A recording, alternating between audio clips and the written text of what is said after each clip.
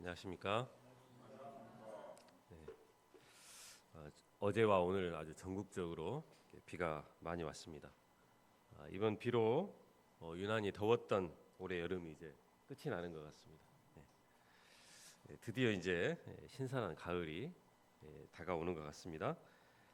신선한 날씨와 함께 다음 주부터 이제 잠언 말씀이 시작이 됩니다. 하나님께서 잠언 말씀으로 우리에게 충만한 은혜를 허락해 주시기를 기도합니다. 지난주에 이제 추석 연휴가 끝나고 이번 주부터 이제 수요일과 목요일에 우리가 많이 기다리신 것 같습니다. 일일 카페 시작이 됩니다. 지금까지 18극장에서 우리가 성공적으로 아주 일일 카페를 했는데 이번 주부터는 이제 이번부터는 조대 후문에서 이제 하게 됐습니다. 오히려 더 좋은 것 같습니다. 학생들이 더 많이 이렇게 왔다 갔다 하는 것 같습니다.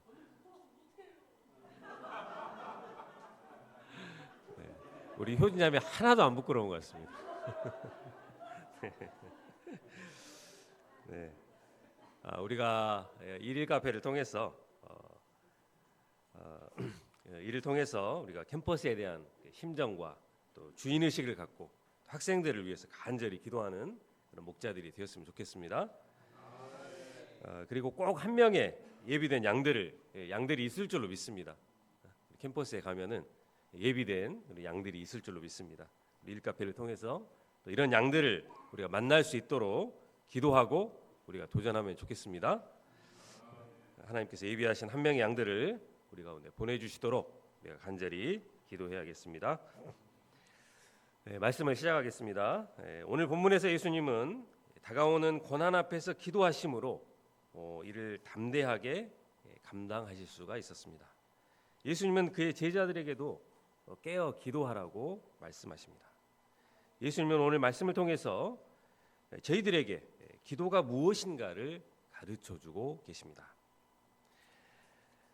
예수님과 제자들이 최후의 만찬을 마친 후에 이제 감람산으로 향해 가셨습니다. 이때 예수님은 다시 한번 제자들에게 아주 충격적인 말씀을 하셨습니다. 너희가 다 나를 버리리라. 유다의 배신도 아주 충격적이었습니다. 그런데 이제 제자들마저도 예수님을 버리겠다고 하니 제자 공동체의 분위기가 더욱 뒤숭숭해졌습니다. 그러나 이는 스가랴 13장 7절 말씀을 성취하는 것입니다.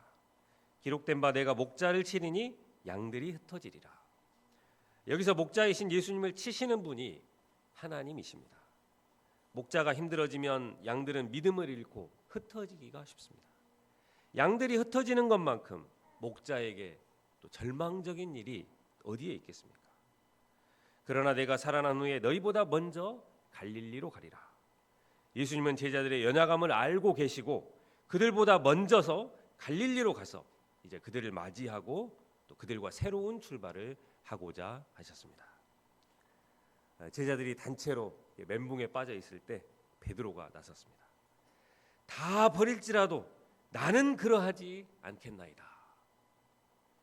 베드로는 다른 사람은 몰라도 자신만은 절대로 예수님을 버리지 않을 것이라고 장담을 했습니다.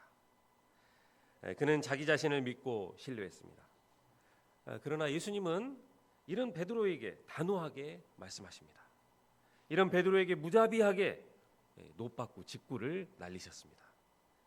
내가 진실로 내게 이르노니 오늘 이 밤 닭이 2번 울기 전에 내가 3번 나를 부인하리라.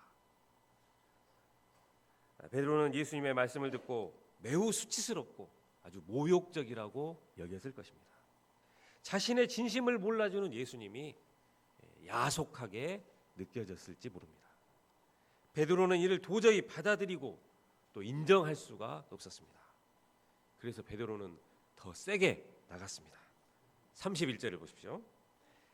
베드로는 힘있게 말했습니다. 배에다가 힘을 확 주고 큰 소리로 외쳤습니다. 내가 주와 함께 죽을지언정 주를 부인하지 않겠나이다. 이것은 베드로의 진심이었습니다. 그러나 제자들과 베드로는 자신들의 연약함을 몰랐습니다. 그래서 그들은 이렇게 큰 소리만 쳤습니다. 그런데 예수님이 이렇게 제자들에게 미리 그들의 배신을 말씀하시는 이유가 무엇일까요? 이것은 제자들이 더욱 고통을 받고 또 충격에 빠뜨리기 위함이 아니었습니다. 오히려 제자들이 실패를 경험하고 나서 다시 그들을 돕기 위함이었습니다. 그들에게 당장은 충격적이겠지만 이 모든 것이 하나님의 섭리 아래서 일어나는 일임을 알고 그들이 완전히 절망해버리고 낙심하는 데서 그들을 일으켜 세우기 위함이었습니다. 한편 배반한 제자 유다는 종교 지도자들을 찾고 어떻게 체포할까를 논의하고 있었습니다. 이제 곧 예수님은 체포를 당하시고 메시아의 고난이 곧 들이닥칠 것입니다. 예수님은 이제 눈앞에 다가온 고난 앞에서 무엇을 하셨습니까? 하나님께 나가 엎드려 기도하셨습니다. 32절 말씀을 보십시오. 예수님은 제자들을 데리시고 기도의 장소인 겟세마네로 가셨습니다. 겟세마네는 기름을 짜는 틀이라는 뜻입니다. 예수님은 이곳에서 자신의 몸을 기름을 짜듯이 피와 땀을 흘리시면서 기도의 영적인 씨름을 싸우셨습니다. 예수님은 제자들에게 내가 기도할 동안에 너희는 여기 앉아 있으라고 하심으로 그들에게 기도할 것을 요구하셨습니다. 그리고 다시 베드로와 야고보와 요한만을 데리시고 더 깊은 곳으로 데리고 가셨습니다. 예수님은 제자들을 이곳까지 데리고 와서 기도의 본을 보여주시고 또 기도가 무엇인지를 그들에게 가르쳐주고 계십니다. 먼저 예수님은 심히 놀라고 슬퍼하시면서 그들에게 기도를 부탁하셨습니다. 34절을 보십시오. 말씀하시되 내 마음이 심히 고민하여 죽게 되었으니 너희는 여기 머물러 깨어 있으라 하시고, 예수님이 이렇게 힘들어하는 모습을 우리가 본 적이 있습니까? 이전에 예수님은 어떤 분이셨습니까? 광풍이 몰아치는 바다에서도 꿀잠을 주무신 분이십니다. 야이로의 딸이 죽었을 때도 두려워 말고 믿기만 하라고 하심으로 야이로를 안심시키신 분이십니다. 유대 권력자들의 끊임없는 공격에도 예수님은 당당하기만 하셨습니다. 그러나 지금은 극심한 스트레스로 인해서 심히 놀라고 또 슬퍼하고 계십니다. 세 명의 제자들에게 내 마음이 심히 고민하여 죽게 되었다고 말씀하고 계십니다. 예수님이 왜 이렇게 고민하고 또 심히 슬퍼하게 되었다고 또 그 마음이 죽게 된 것입니까? 그것은 앞으로 메시아가 당할 고난이 보통 고난이 아니기 때문입니다. 단지 육신에 가해지는 고통 때문만이 아닙니다. 정신을 죽이는 고통, 또 영혼을 죽이는 고통이 더해집니다. 가장 의롭게 살아온 사람에게 가장 수치스러운 죄목을 씌워서 죽입니다. 제자들은 도망을 치고 사람들은 조롱을 하며 하나님은 외면을 하십니다. 사탄은 십자가에서 내려와서 자기를 구원하라면서 끊임없이 속삭입니다. 무시무시한 고통이 파도처럼 밀려와서 이제 그만이라고 외치고 싶게 만들 것입니다. 예수님은 하나님께서는 모든 것이 가능하시니 할 수 있는 대로 이때를 맛보지 않고 그냥 패스하게 해달라고 간구했습니다. 이때를 맛보지 않고 패스해도 생명의 역사 그리고 하나님의 역사를 이룰 수 있다면, 고통 없이 생명을 살릴 수 있다면 얼마나 좋겠습니까? 그럴 수 없다는 것을 누구보다 잘 알면서도 예수님은 기도하십니다. 36절을 다 함께 읽어보겠습니다. 시작.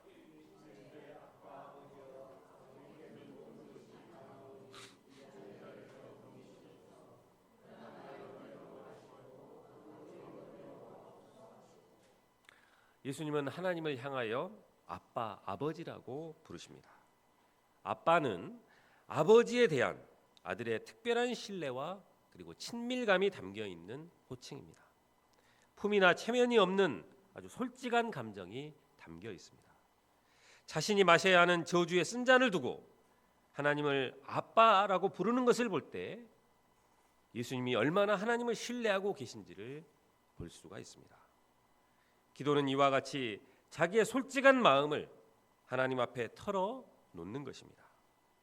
힘들면 힘든 대로, 슬프면 슬픈 대로, 괴로우면 괴로운 대로 하나님 앞에 내려놓고 그와 교제하는 것입니다. 히브리서에 보면 그는 이때 하나님 앞에서 울면서 통곡을 하였다고 기록하고 있습니다. 하나님으로부터 철저하게 버림을 받고 저주와 진노를 받아야 하는 아픔을 하나님께 쏟아 놓은 것입니다. 그런데 예수님은 그가 받으실 저주와 진노로 인한 아픔을 단순히 쏟아내기만 하지 않으셨습니다. 예수님은 여기서 좋은 기도의 진수를 보여주십니다. 그것이 무엇입니까? 첫째, 기도는 아버지의 원대로 되기를 기도하는 것입니다. 이것이 예수님께서 보여주신 기도의 모범이요, 또 기도의 본입니다. 기도는 무엇입니까? 무조건 나의 뜻과 소원을 관철시키는 것이 기도가 아닙니다. 모든 일에 하나님의 뜻을 묻고 그 뜻을 이루어가는 것이 진정한 기도인 것입니다. 우리는 인생의 중요한 순간의 선택이 올 때 답을 정해놓고 기도하는 경우가 많이 있습니다. 사사기 주제는 왕이 없으므로 자기 소견에 옳은 대로 행했다는 것입니다. 모두가 자기가 왕이 되어서 사는 시대였습니다. 하나님을 왕으로 모시지 않았습니다. 사사기 마지막 부분에서 이스라엘은 베냐민 지파의 잘못을 놓고 판결을 할 때 이미 그들을 치려고 작정을 했습니다. 그리고는 누가 먼저 올라갈지를 결정할 때 비로소 하나님께 나아가 그들은 물었습니다. 그들은 중요한 결정은 이미 다 그들이 해놓고 사소한 것은 하나님께 물었습니다. 나의 원대로 살고 있으면서 마치 하나님의 원대로 살고 있는 것으로 포장을 하려고 했습니다. 사사기 시대의 비극의 원인은 자기가 왕이 되어 사는 것입니다. 우리가 이런 교만을 회개하고 겸손히 왕이신 하나님께 나아가 인생의 중요한 순간에 그분의 뜻이 무엇인지를 묻는 자들이 되기를 기도합니다. 예수님도 나의 원과 아버지의 원이 달랐습니다. 우리는 나의 원대로 되어야 더 행복할 것이라고 생각을 합니다. 아버지의 원대로 되면 불행하게 될 수도 있고 고생만 하는 것은 아닌가 하는 의구심을 떨쳐버릴 수가 없습니다. 그래서 고집을 꺾지 않거나 아예 기도를 안 하시는 분들도 있습니다. 그러나 하나님은 어떤 분이십니까? 하늘이 땅보다 높음 같이 하나님의 길은 사람의 길보다 높고 하나님의 생각은 사람의 생각보다 높으신 분이십니다. 하나님은 능력이 많으시고 완전하신 분이십니다. 하나님은 우리가 원하는 것보다 훨씬 더 좋고 그리고 차원 높은 것을 주시는 분이십니다. 우리가 그렇기 때문에 나의 원을 내려놓고 아버지의 원대로 되기를 기도할 수 있습니다. 나의 원대로 마시옵고 아버지의 원대로 하옵소서. 지도자의 자리에 설수록 이렇게 기도해야 합니다. 그래야 그에게 속한 자들이 평화를 얻고 또 생명을 얻을 수가 있습니다. 가장이 자기 소원을 고집하지 않고 아버지의 소원을 붙들고 기도할 때 가족들이 평화를 누리고 또 쉼을 누릴 수가 있습니다. 마찬가지로 목자가 자기 소원을 고집하지 않고 하나님 아버지의 소원으로 가득할 때 양들과 동역자들이 쉼을 얻고 또 은혜를 누릴 수가 있습니다. 지도자가 자기를 부인하고 기도할 때 거기에 성령의 감동이 임하고 또 세상의 어둠을 이길 수 있는 지혜와 능력이 부어지게 될 것입니다. 상처와 미움을 이길 수 있는 용기와 담대함이 생겨납니다. 우리가 나의 소원을 위한 기도로 끝나지 않고 아버지의 소원으로 마음이 가득 채워지는 사람들로 살게 하시기를 기도합니다. 둘째, 1시간은 기도해야 합니다. 37절 말씀을 다 함께 읽어보겠습니다. 시작. 돌아오사 제자들이 자는 것을 보시고 베드로에게 말씀하시되 시몬아 자느냐 내가 1시간도 깨어 있을 수 없더냐. 예수님께서 기도하신 후에 제자들에게 돌아오셔서 제자들이 자고 있는 것을 보셨습니다. 메시아와 제자들이 당할 고난이 이제 바로 앞까지 다가왔습니다. 그 어느 때보다도 간절한 기도가 필요한 이 중요한 시점에 제자들은 왜 자고 있는 것입니까? 제자들은 한 시간도 깨어 있을 수가 없었습니다. 제자들은 예루살렘 입성 이후 예수님께서 자꾸 십자가에 대해서 말씀하시자 이제 스트레스를 받고 슬픔에 짓눌렸던 것 같습니다. 예수님이 심히 놀라고 슬퍼하는 모습, 그리고 내 마음이 심히 고민하여 죽게 되었다는 예수님의 고백을 들었음에도 그들은 이를 심각하게 받아들이지 않았습니다. 그들은 오히려 이 막중한 문제 앞에 어찌할 줄을 모르고 육신의 연약함에 빠져서 잘 수밖에 없었습니다. 기도에 익숙하지 않은 제자들은 이 심각한 현실 앞에서 기도해야 하겠다는 절실한 소원을 갖지 못했습니다. 스트레스가 심하면 피곤해져서 영적 투쟁을 하기가 더 힘들어집니다.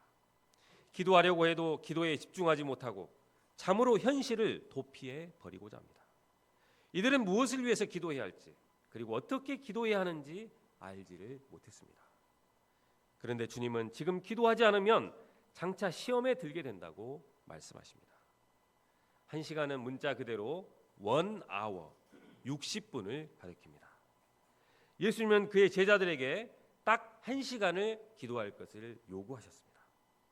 바쁘고 할 일도 많은데 왜 이렇게 1시간이나 기도를 해야 하는 것일까요?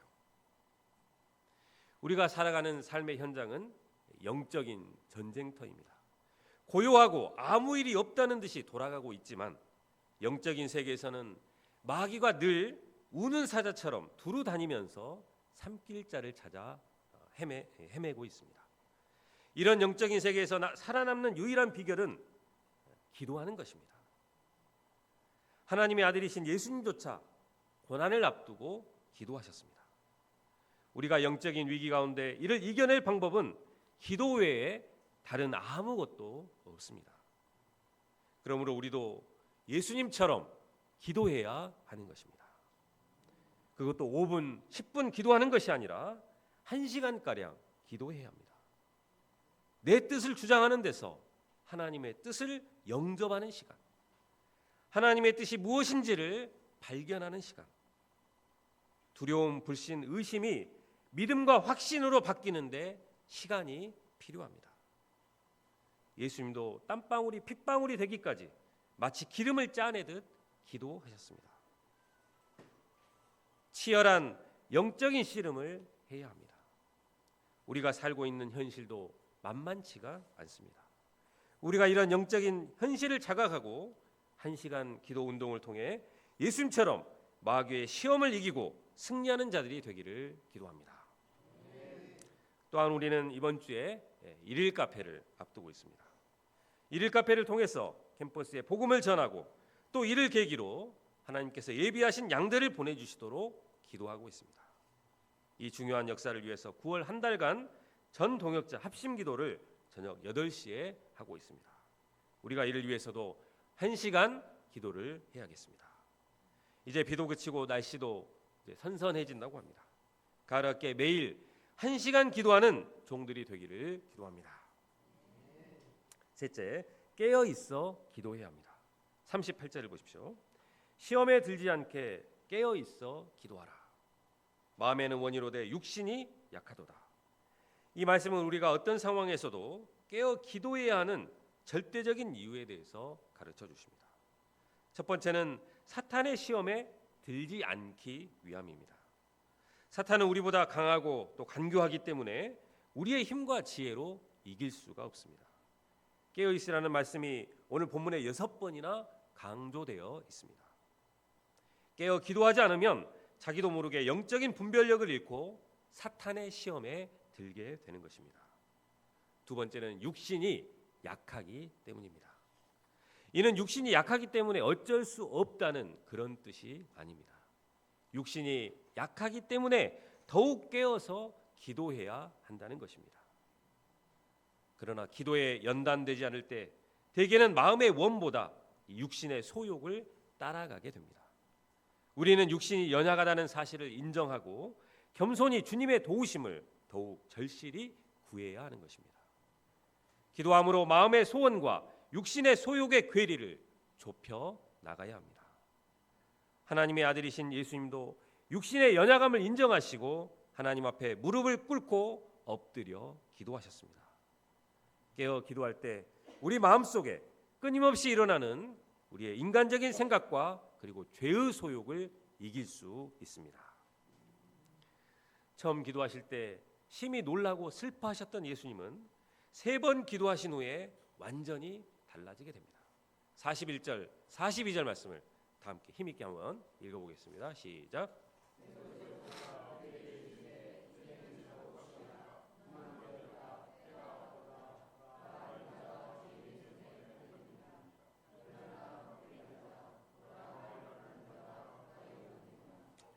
기도하신 후에 예수님은 고통이나 갈등이 사라졌습니다.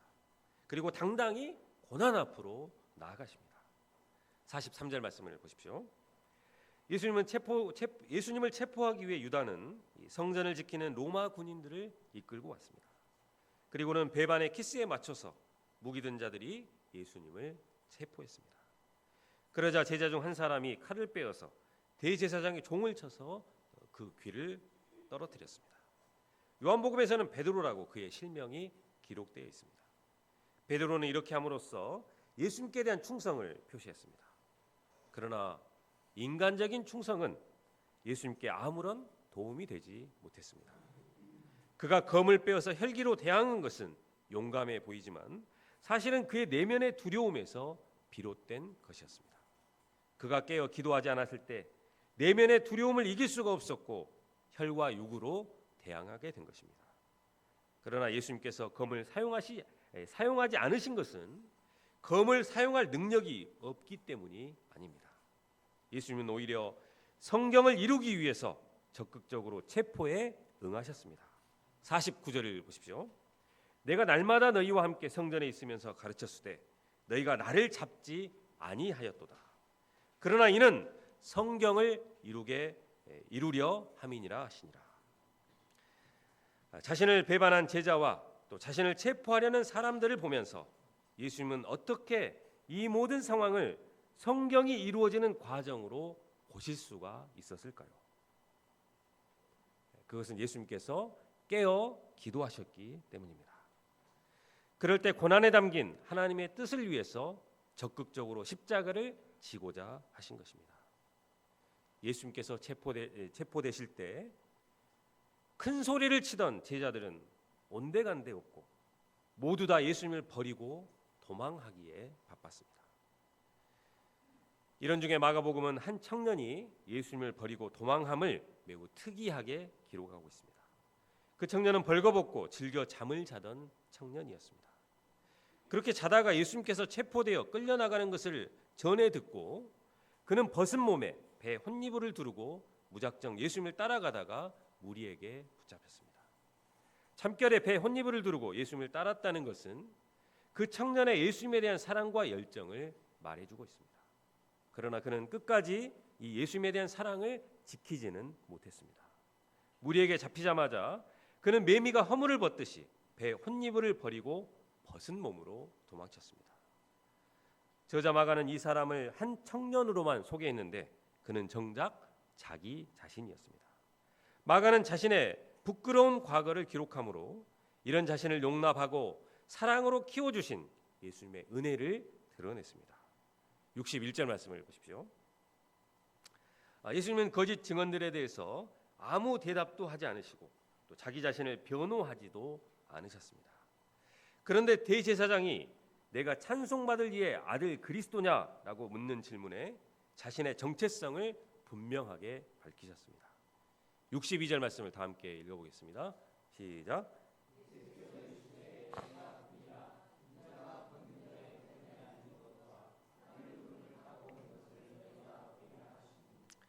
예수님은 공생의 기간 동안 그리스도로서의 자신의 신분을 아주 철저하게 숨기셨습니다. 사람들에게 영광을 받고 또 인정받을 수 있는 순간에는 자신의 정체성을 그렇게 숨기시던 예수님이 사형 판결을 받을 수 있는 위험한 순간에는 오히려 자신의 정체성을 분명하게 드러내셨습니다. 예수님은 섬김받고 영광받으러 오신 그리스도가 아니라 고난을 받고 죽임당하러 오신 그리스도이십니다. 나아가 부활 승천하셔서 하나님의 영광의 보좌 우편에 앉으시고 장차 심판의 주로서 재림하실 것까지 말씀하셨습니다. 예수님은 신문을 받는 자리에서도 조금도 위축이 되지 않으시고 그리스도요 심판주로서 당당하게 말씀을 하셨습니다. 조금 전만 해도 놀라며 위축이 되고 슬퍼하며 두려워하던 예수님이 어떻게 이렇게 담대해질 수 있었던 것입니까?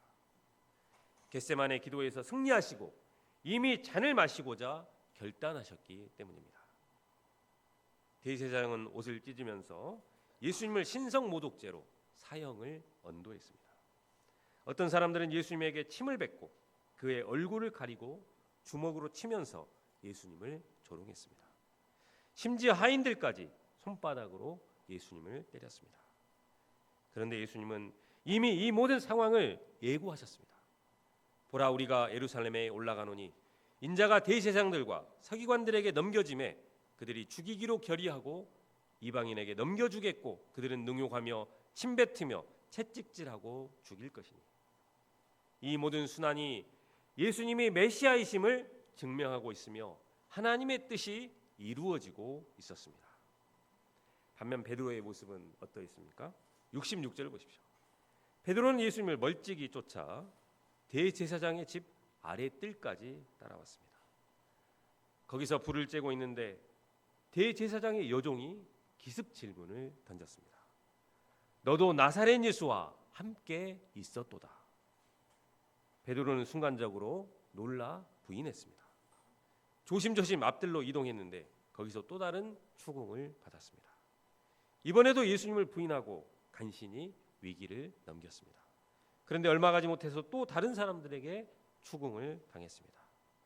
너도 갈릴리 사람이니 참으로 그 도당이니라. 베드로에게 두려움이 뼛속까지 파고들었습니다. 이에 예수님을 향해서 저주까지 내뱉으면서 맹세하고 부인을 했습니다. 그렇게 손절하고 나서야 겨우 그 자리를 벗어날 수가 있었습니다. 그런데 바로 그때 닭이 두 번째로 울었습니다. 예수님의 말씀이 번개처럼 베드로를 강타하여 두려움에서 깨어나게 했습니다. 72절 말씀을 다 함께 읽어보겠습니다. 시작.